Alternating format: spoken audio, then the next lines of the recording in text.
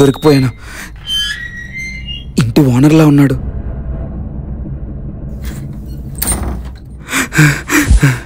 ఇప్పుడు కనుక నన్ను చూస్తే ఖచ్చితంగా పోలీసులు పట్టించేస్తాడు.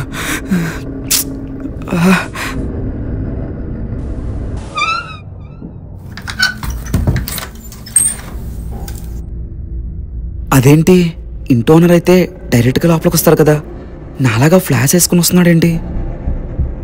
కొంపతీసి ఒరిజినల్ దొంగ? ఓరి నాయనో, వీటికి నేను వచ్చి నీళ్ళే దొరకాలా దేవుడా.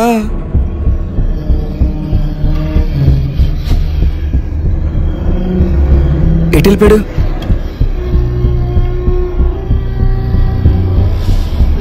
వీడికి దొరికేలో బయటికి వెళ్ళిపోవాలి.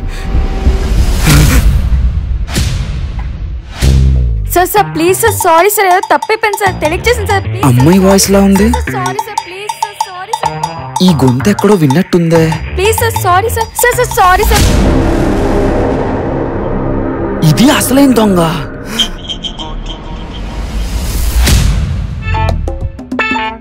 సార్ మీరు కూడా దొంగేనా?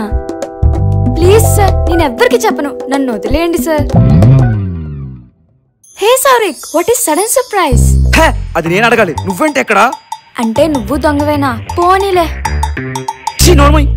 ఇన్నాళ్ళు మీ నానిచ్చిన డబ్బులతో నాకు ఖర్చు పెడుతున్నావు అనుకున్నా, ఇలా దొంగతనం చేస్తేస్తున్నావా? నీ మొహం చూస్తేనే అసహ్యం వేస్తుంది. అబ్బో మరీ చెప్తావు. అలా అనుకుంటే నువ్వు దేనికి వచ్చావమ్మా? ఇంట్లో ఉన్న వాళ్ళ బట్టలు ఉతకడానికి వచ్చావా? నేను నీకోసం దొంగతనానికి వచ్చానే, కానీ నీలా దొంగను కాదు.